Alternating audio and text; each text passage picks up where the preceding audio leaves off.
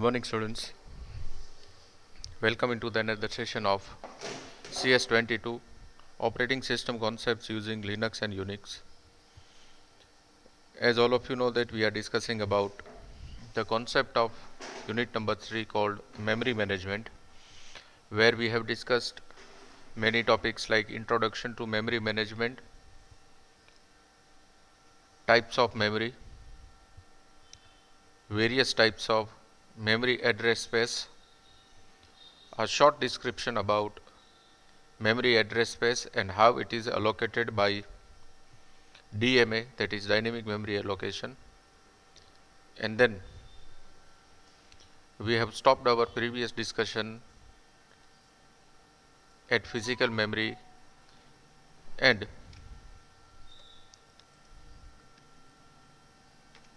into the discussion of virtual memory. So let's start with the same. First we will discuss about a physical memory allocation, which is done by operating system whenever any process is initiated and kept inside the section called ready of process state diagram.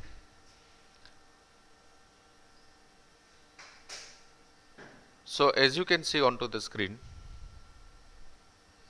physical memory refers to the actual random access memory of the system, which takes the memory blocks in form of cards from the slot which is present over the motherboard. Even we can say that which is attached as a PCI slot over the motherboard. Generally, that PCI slot is white in a color. Even this is also called as a primary memory. This primary memory is only the storage type which is directly accessible from the central processing unit, and it holds the instruction of the program which is going to be executed. Let me again repeat my words. So many things are there in previous lines, yet we are discussing about the concept of physical memory. Physical memory means the memory which is actually visible by our eyes and considered as a one hardware into the entire computer system. This physical memory is referred as a random access memory. Even we can say that it is attached with the system into the, or you can say over the PCI slot which is white in a color. The role of this primary memory is to provide a temporary storage for each and every process which is initiated by central processing unit. That's why this device, or we can say the hardware, is directly accessible by the central processing unit, which holds the instruction and the program which is going to be executed. Further, we can say is that physical memory is linearly addressable memory address space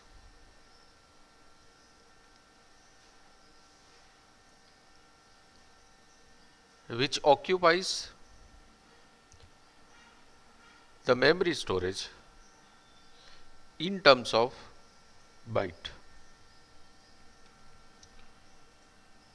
The another one to be discussed is a virtual memory. So we can say that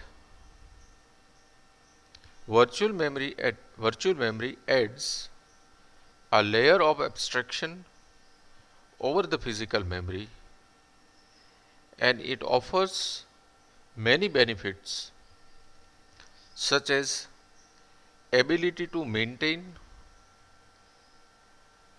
separate the address space which is per process, and even it has ability to use physical memory as a large cache for physical disk, which makes a memory limitless from the program or programming perspective. Let me justify my words as written into the theory. Virtual memory is actually the layer which is available over the physical memory. This layer offers many benefits into the memory management, which is handled by dynamic memory allocations. These benefits are: number one, it maintains a separate address space per process. Number two, it has an ability to use physical memory as a large cache with physical disk space, which can be varies from programs to program, even from programmer's perspective. That is the usage of virtual memory. This layer is a logical layer which we cannot see by our eye, but it is still present over the random access memory, which is also called as physical memory. Now this physical memory is maintained by one component which is called as memory allocation. That means in this particular discussion we'll see that how that entire big bunch of memory is maintained equally for each and every process based on their weightage. So this memory allocation can be done in two different ways, or we can say that memory allocation has two different portions. Number one is low memory and number two is high memory. Low memory allocation means entire operating system resides in memory itself, and high memory allocation means various user processes handles by the memory itself. Let me clear what actually these two means. If you know that we can make our pen drive, which is ultimately a one type of small storage device, as a bootable device from which we can operate our operating system and all its functionality without installing into the system. Let me repeat my words. Say for example, suppose we have a one pen drive. That pen drive we are making it as a bootable device for XYZ operating system. Here I am not specifying a Windows based operating system or Linux based operating system, any operating system Then suppose you attach that particular secondary storage device into the system, obviously the computer system, and you have started and you starts the computer system by selecting the first bootable device, which loads an operating system not from the secondary storage device called hard disk, but it loads the operating system from a pen drive, and user can access all the functionality of operating system. In this case, the memory which is used by the entire system is called as low memory. Now case number 2 is what?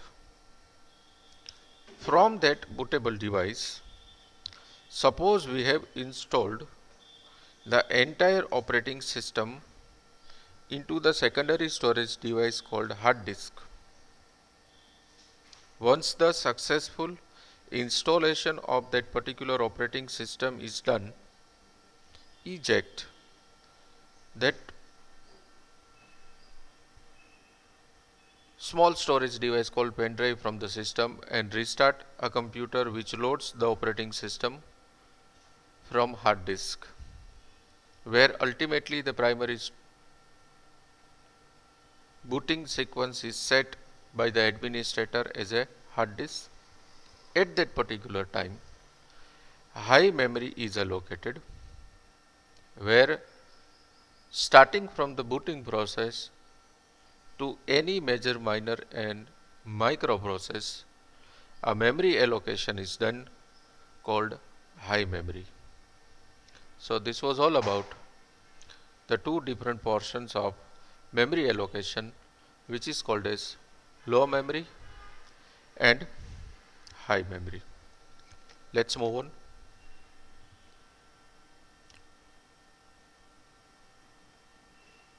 There is a continuous discussion about these two types of memory allocation by further classifying into the details.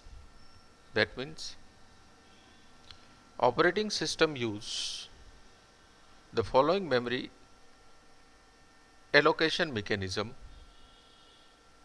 while it handles various types of process which is generated by the central processing unit and transferred into the queue of ready section, which we have discussed into the process state diagram. These two memory allocation mechanisms are single partition allocation and multiple partition allocation. So let's see what is single partition and what is multi-partition. Single partition means in these types of memory allocation, reallocation of the register scheme is used to protect user process from each other and from changing the operating system code and their rules. With data allocation, register contains the value of smallest physical address, where the limit register contains the range of logical address. Let's justify it.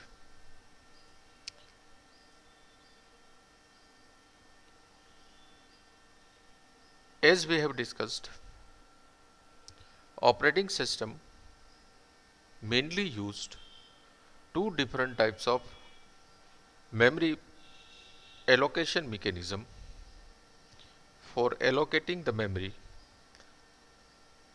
to the specific number of process or the bunch of process.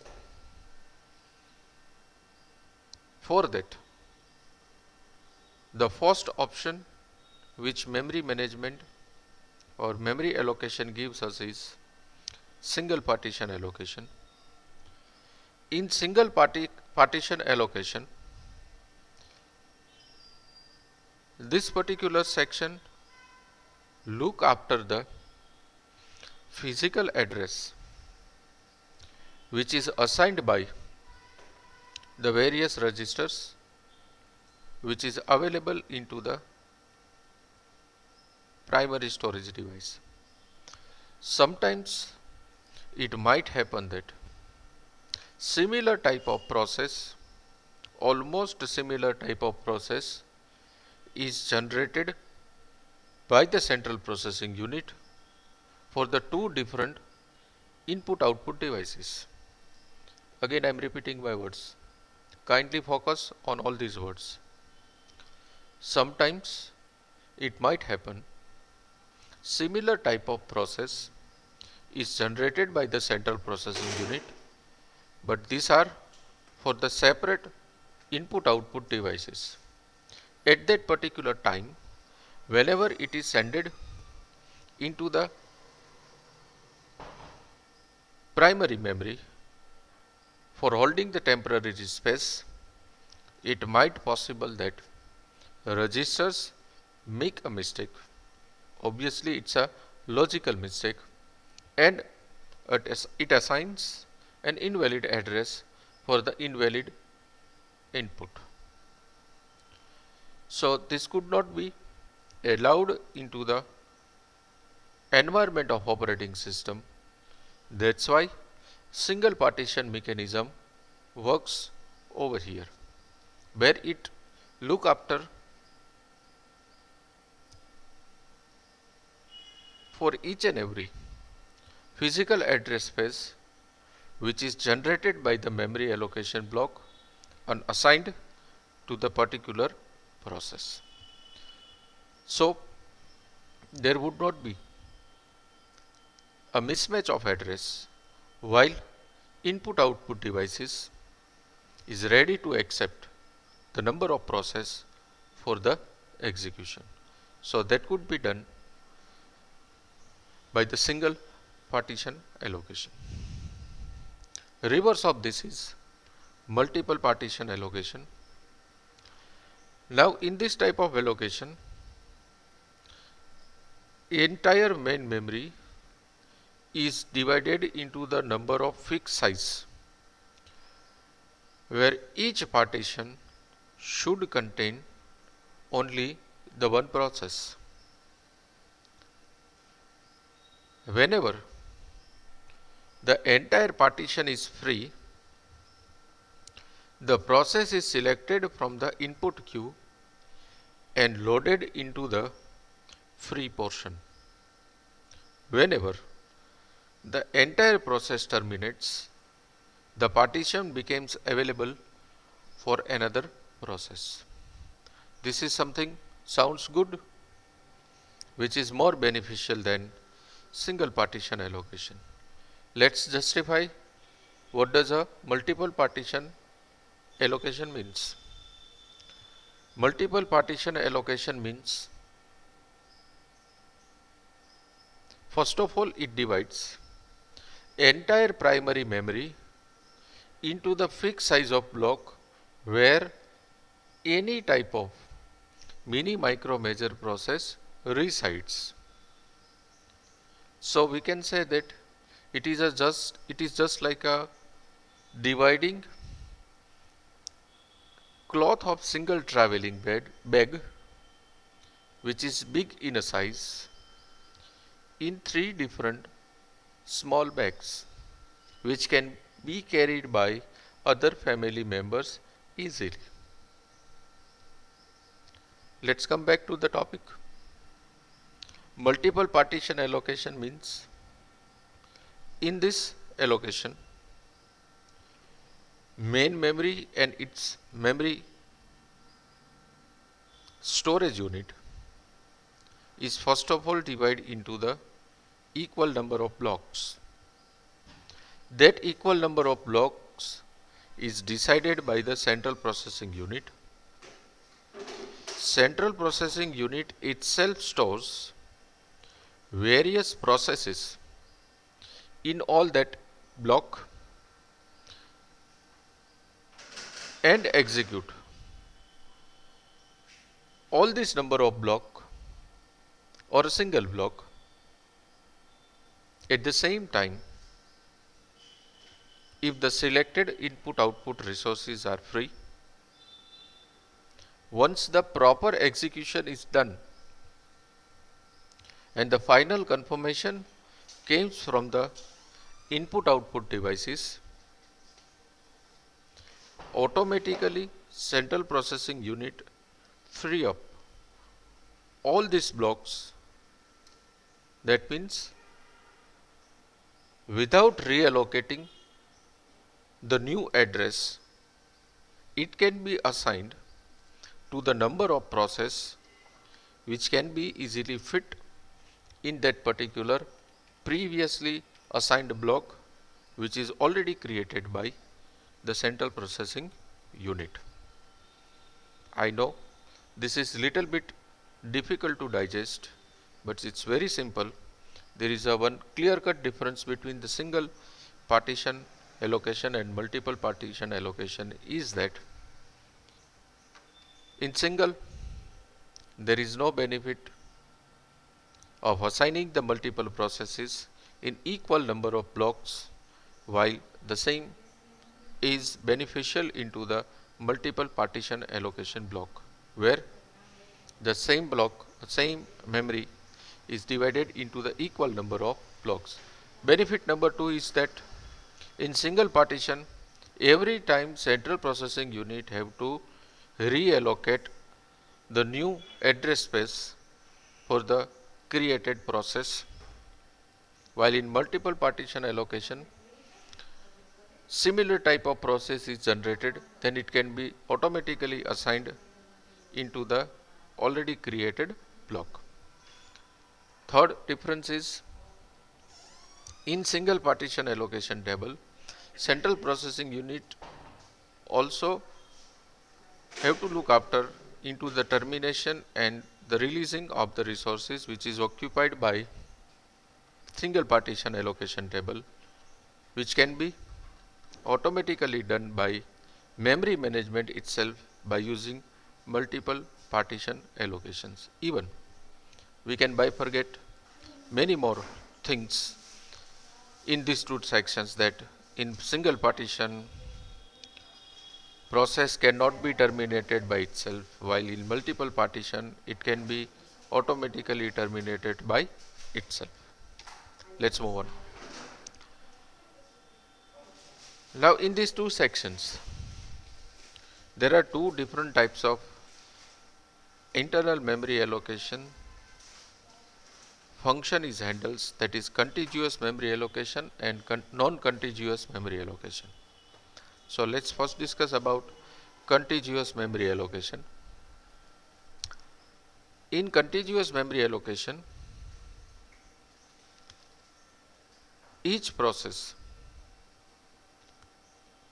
as prescribed previously contains a single contiguous block of memory where each process is divided into the single size. Each process is divided into the several fixed size portion where each portion contains exactly only the one process. That means in contiguous memory allocation, for the single process there is a single block. Whenever the processes are generated and loaded by the central processing unit, it fills up the entire memory block. Whatever the memory blocks are filled are called as allocated memory spaces, and whatever the free spaces are there are known as holes. where all the holes are ready to accept any type of process which is generated by the central processing unit for the allocation of free memory. Next one is non-contiguous memory allocation. The non-contiguous memory allocation assigns a separate memory block at the different location in memory space in a non-consecutive manner to the process of requesting memory.